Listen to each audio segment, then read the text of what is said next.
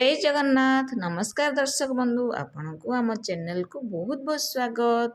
आज आम बनइबा ओडिशार एक पारंपरिक एवं स्वादिष्ट पिठा जोटा कि रसगोल्ला परी एकदम नरम क्षीर चितौ पिठा। यही पिठाटी एते सॉफ्ट होता है जे मुहरे देला क्षणी एकदम मिलई जीवो। चलंतु आदौ लेट न करिकी आमे एहार सहज प्रणाली शिखिबा। तो वीडियो को आपण लास्ट पर्यंत देखिबे जा फल आपण रेसिपीटी बहुत भल भाव बुझी पारिबे।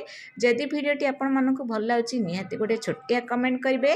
इंस्टाग्राम फेसबुक रे जब देखुंत सुमित्रा मिश्र मोर आईडी लाइक शेयर फॉलो करेंगे।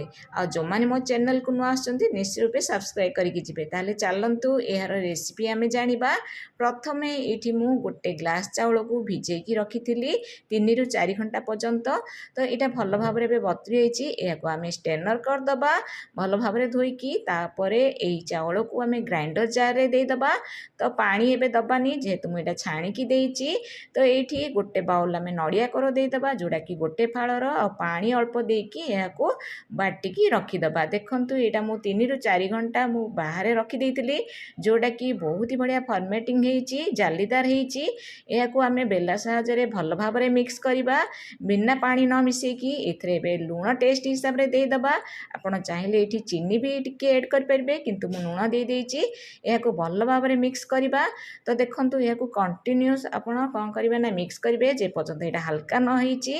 तो एबे चलंतु गोटे तावा बसेबा गैस ऑन करिकी आपण लुहा नहीं पारिबे किंबा नॉनस्टिक तावा किंबा कड़ाई नहीं पारिबे। तो प्रथम आम तेल लगे दबा तापरे गोटे गोटे बेला देकी एमिति गोटे घोड़नी देदबा देकी चारिपटे आम पानी छिंची दबा। तो आपण जदि कड़ाई रे करंती ताहले गोटे एमिति गोटे देदेबे घोड़नी तापरे पानी छिंची पारिबे। तापरे एबे आम घोड़नी बाहर करिकी पिति पातिया बाहर करदबा। ये पिठाटी लोटा हो न थाए। এটা ଦେଖନ୍ତୁ କେତେ ଫୁଲା ଫୁଲା ହେଇଛି ଆଉ କେତେ ସଫ୍ଟ ହେଇଛି ଆପଣ ଆଗରୁ ଦେଖିଥିବେ। ତ ମୁଁ ଆର ଏବେ ଆଉ ଗୋଟେ ବି କରିକି ଦେଖଉଛି। ତ ପ୍ରଥମରେ ଆମକୁ ତେଲ ଲଗେଇବା ଦରକାର ତାପରେ ଆଉ ଏଇଟା ପାଣି ଦ୍ୱାରା ହୋଇଥାଏ ଆଉ ତେଲ ଲଗେଇବା ଦରକାର ନାହିଁ। ତ ଗୋଟେ ଗୋଟେ ବେଲା ଦେଇକି ଏମିତି ଢାଙ୍କୁଣୀ ବନ୍ଦ କରିକି ପାଣି ଆପଣ ଚାରିପଟେ ଛିଞ୍ଚିକି ଏମିତି ଗୋଟେ ଗୋଟେ ବାହାର କରିବେ। କେତେ ସଫ୍ଟ ହେଇଛି ଆଉ କେତେ ଫୁଲିଛି ଆପଣ ଦେଖିକି ଜାଣିପାରୁଥିବେ।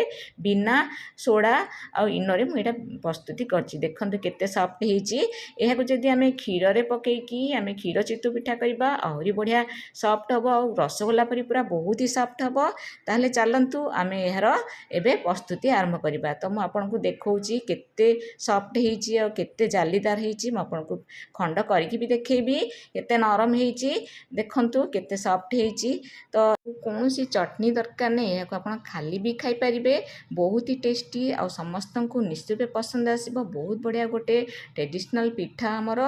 ताले चलंतु क्षीर चितौ पिठा पाई आमे क्षीरर प्रस्तुति करबा। प्रथमे कड़ाई मु एटा हाफ लिटर क्षीर दे देइची। एटा मु बॉयल क्षीर देइची। आपण चाहिले एठी पैकेट क्षीर दे पारिबे। ए गाई क्षीर मु देइची। भल भाव रे याकू फुटे दबा जिनि क्षीरटा टिके हमर बहलिया हेइ जिवो। तो देखंतु एबे क्षीर हमर पूरा अधा हेइ गलानी।